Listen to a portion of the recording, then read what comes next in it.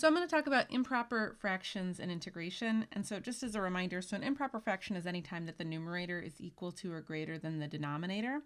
So the following are all improper fractions. So you'll notice that these have like the same, so these are both x squared, this is 4x cubed, and then this is x squared.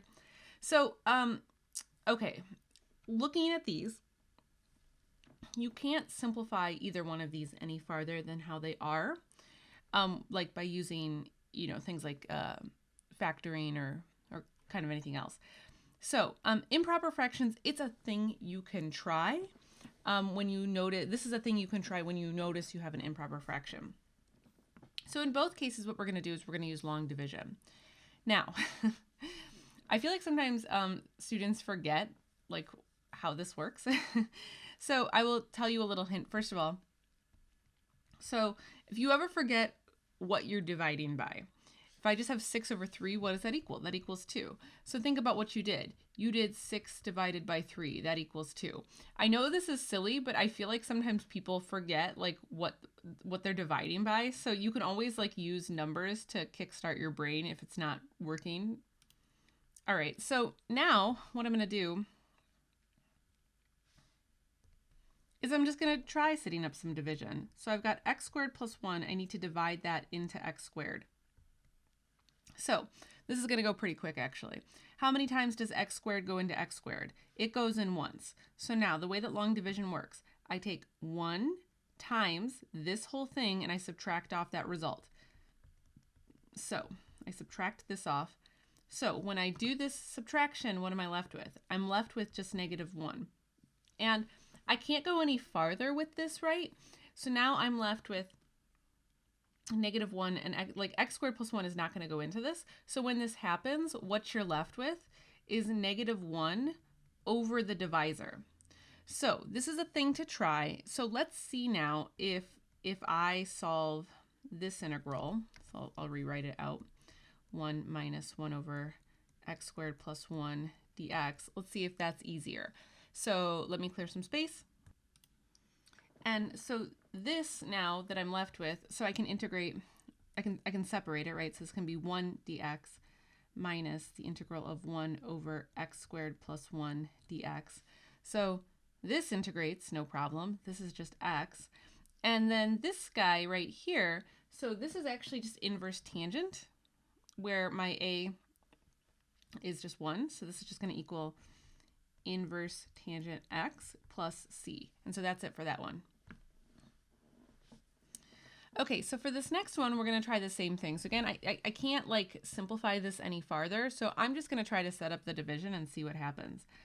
Okay, so if you're watching this, I'm going to assume that maybe you're a little bit on the struggle bus, possibly with doing the division. So again, I just want to remind you, so you start with first terms if this is throwing you off.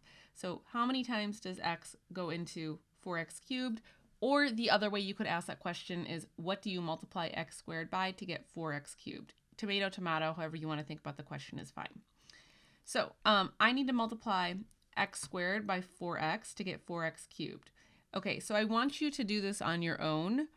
I want you to now multiply this times this result and subtract off that result, and then see what you get and see if you can finish it. If you can't finish it, just hit play and then I'll walk you through the next step. Okay, so I've got 4x times x squared is 4x cubed, and then I've got 4x times 4, so that's going to be 16. So first I just multiply this times this, and then I subtract this off. Okay, so now I've just got to be careful when I do this. So I notice when I subtract this off, my 4x cubes cancel out, and then also I'm subtracting off 16x. So this 16x and this 16x also actually end up canceling out. So what am I left with? I'm just left with -x squared. Now I repeat the process. So what do I multiply x squared by to get to -x squared? Well, if you didn't finish the problem, I'd suggest pausing and finishing. So obviously I multiply by -1, and now I repeat the process. So -1 times x squared is -x squared, -1 times -4 is -4, and then I subtract that whole result off, which now flips all the signs, right? And you could always like flip the signs for yourself so that you can see that. So now I'm just left with 4. And now I can't multiply x squared by 4 to get anything. So this is just a remainder. So it's positive 4, so I put a plus sign, and then x squared plus 4. So here's what I'm left with. So let's rewrite this. This is an integral now. So I'm actually going to write it maybe over here. So this is 4x minus 1 plus 4 over x squared plus 4 dx. And now I'll clear some space. Okay, so now I can break this up into a bunch of little integrals. So like 4x minus 1, this I can really easily integrate, right? And then I can also pretty easily integrate, so let's see, I'll bring the 4 out and call this 1 over x squared plus 4 dx. So, okay, so this first one is going to become 2x squared minus x plus 4. And then let's see, this will be inverse tangent of x over 2 plus c. And the reason for that, I'll just show you the formula.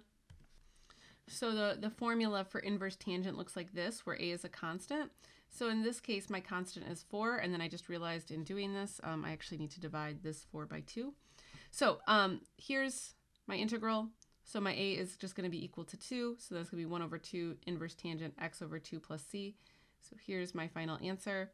And so then obviously this 4 over 2, I can just rewrite this as 2. So here's the final answer. So the improper fractions helped us out a lot this time. Okay, so if that was helpful, please consider hitting the like button. And I will see you guys in the next video. Thanks for watching.